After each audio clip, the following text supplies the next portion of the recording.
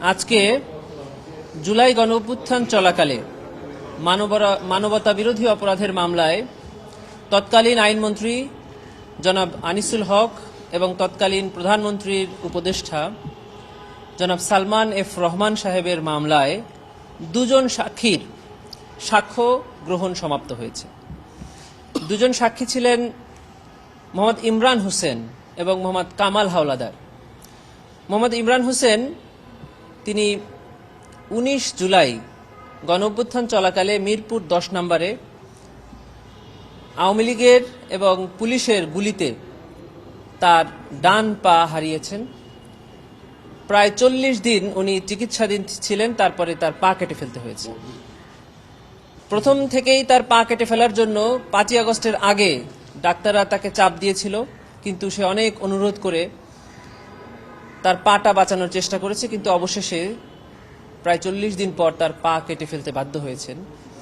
তিনি বর্ণনা করেছেন যে কি বিভীষিকাময় পরিস্থিতি হয়েছিল 19 জুলাই মিরপুর 10 নম্বরে। তিনি একটি ছোট্ট চাকরি করেন মিরপুর 11 নম্বরে। সেই চাকরির সুবাদে তিনি গিয়েছিলেন ওই দিন, এবং ফেরার পথে তিনি আন্দোলনকারীদের আশ্রয় নিয়েছিলেন। ছাত্ররা মিছিল করে এই জায়গা থেকে আসছিল, উনি ওই ছাত্রদের ভেতরে ঢুকে পড়েছিলেন যেন পুলিশের গুলি না লাগে। কিন্তু যখনই উনি মিরপুর 10 নম্বরে এসে পৌঁছলেন, ঠিক তখন স্থানীয় আওয়ামী লীগের এবং পুলিশের ছোড়া একটি গুলি ওনার পায়ে লাগে এবং পরবর্তীতে ওনার পা কেটে ফেলতে হয়েছে। উনি আজকে ট্রাইব্যুনালে এসে সাক্ষ্য দিয়েছেন। কোর্ট দেখেছে যে ওনার একটি পা নেই। আরেকজন সাক্ষী সাক্ষ্য দিয়েছেন, ওনার নাম মোহাম্মদ কামাল হাওলাদার। তিনি ঢাকাতে কাজ করেন প্রায় 40 বছরের উপরে। তিনি স্থানীয় আওয়ামী লীগের সকলকেই চেনেন, যেহেতু 40 বছর উনি মিরপুর 10 নম্বরেই থাকেন। তিনি বলেছেন যে সেখানে আওয়ামী লীগের নেতৃবৃন্দরা সরাসরি অস্ত্র হাতে নিয়ে ছাত্র জনতার উপরে গুলি করেছে। কার হাতে কি অস্ত্র ছিল উনি সেটাও বর্ণনা করেছেন ট্রাইব্যুনালে।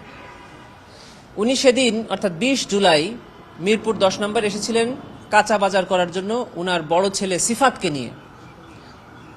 সিফাত একাদশ শ্রেণীর ছাত্র ছিল তখন। সিফাত যখন দেখতে পায় যে মিরপুর 10 নম্বর গোলচক্করে তারই কিছু সহপাঠীরা আন্দোলন করছে, তখন সে দৌড়িয়ে গিয়ে ওই আন্দোলনকারীদের সাথে মিশে যায়। তখন 3 দিক থেকে আওয়ামী লীগের 3টি মিছিল আসে, এবং ওই মিছিলে যারা নেতৃত্ব দিয়েছিল তাদের নাম উনি বলেছেন, এবং তাদের হাতে অস্ত্র ছিল। ওই মিছিল 3টি এই অল্প কয়েকজন আন্দোলনকারী ছাত্রদের লক্ষ্য করে নির্বিচারে গুলি বর্ষণ করে।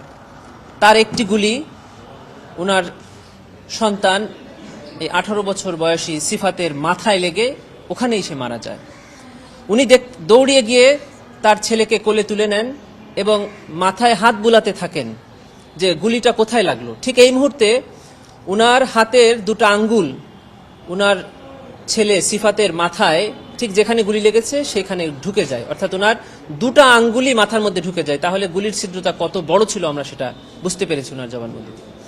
উনি আরো দেখতে পান যে ওনার ছেলের পাশেই আর একটা ছেলে গুলিবিদ্ধ হয়ে ছটফট করছে। উনি তাকিয়ে দেখেন যে সেই ছেলেটির চোখে গুলি লেগে চোখটা বের হয়ে গেছে। উনি আদালতে বলেছেন যে মুরগিকে জবাই করলে যেমন ছটফট করে, আমি দেখতে পেয়েছি যে চোখে গুলি লেগে ওই ছেলেটি সেভাবে ছটফট করছিল। উনি অনেক অনুনয় বিনয় করেছিলেন একটা রিক্সা পাওয়ার জন্য, কিন্তু স্থানীয় কয়েকজন আওয়ামী লীগ নেতা উনার ছেলেকে ওনার কাছ থেকে কেড়ে নিয়ে যায়। কেড়ে নিয়ে স্থানীয় একটি বাড়িতে নিয়ে রাখে। পরে উনি কিছু লোকজনকে অনুরোধ করে ছেলেটিকে আবার ফেরত পায়। উনার ছেলে সিফাতকে এবং ওই চোখে গুলি লাগা ছেলেটিকে একটি রিকশায় করে উনি স্থানীয় আল হেলাল হাসপাতালে নিয়ে যান। চিকিৎসকরা সেখানেই বুঝতে পেরেছিলেন যে ওনার ছেলে মারা গেছে। তারপরে উনি আল হেলাল হাসপাতালের চিকিৎসকরা সরকারি হাসপাতাল অর্থাৎ ঢাকা মেডিকেল এবং সোহরাওয়ার্দীর যে কোনো একটিতে নিতে বলে। উনি সোহরাওয়ার্দী হাসপাতালে নিয়ে গেলে হাসপাতাল কর্তৃপক্ষ ওনার ছেলেকে মৃত ঘোষণা করে। উনি ওনার ছেলেকে একটি সিএনজি যোগে মিরপুর 10 নম্বরে ওনার বাড়িতে নিয়ে আসলে স্থানীয় আওয়ামী লীগের লোকজন তার ছেলেকে জানাজা করতে দেয়নি, গোসলও করাতে দেয়নি। তখন উনি যে ছোট চাকরি করেন একজনের বাসায়, তিনি একজন বিচারক, তিনি একটি অ্যাম্বুলেন্স জোগাড় করে দেয় এবং ওই অ্যাম্বুলেন্সে করে ওই ছেলেকে ওই রক্তাক্ত অবস্থায় গোসল না করা অবস্থায় মাদারীপুরে ওনার গ্রামের বাড়িতে নিয়ে যায়। সেখানে গোসল হয়, দাফন হয়, কবরস্থ করা হয়। উনি সর্বশেষ বলেছেন যে আমার এই সন্তান সহ বাংলাদেশে যে শত শত নিরীহ ছাত্র জনতাকে হত্যা করা হয়েছে তার জন্য দায়ী তৎকালীন প্রধানমন্ত্রী শেখ হাসিনা, তৎকালীন আওয়ামী লীগ এবং সরকারের ঊর্ধ্বতন নেতৃবৃন্দ। তার মধ্যে বলেছেন স্বরাষ্ট্রমন্ত্রী আসাদুজ্জামান খান কামাল, বলেছেন ওবায়দুল কাদের সাহেবের নাম। অন্যতমভাবে ওনারা বলেছেন যে তৎকালীন সরকারের প্রধানমন্ত্রীর উপদেষ্টা জনাব সালমান এফ রহমান এবং আইনমন্ত্রী আনিসুল হক।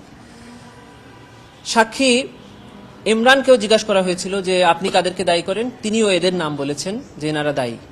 আসামির পক্ষ থেকে জিজ্ঞাসা করা হয়েছে যে আপনি কেন এনাদেরকে দায়ী মনে করেন, ওনারা বলেছেন যে তারা যদি পরামর্শ করে কারফিউ জারির সিদ্ধান্ত না নিত তাহলে আমার সন্তান সহ এই হাজার হাজার মানুষ নিহত হতো না।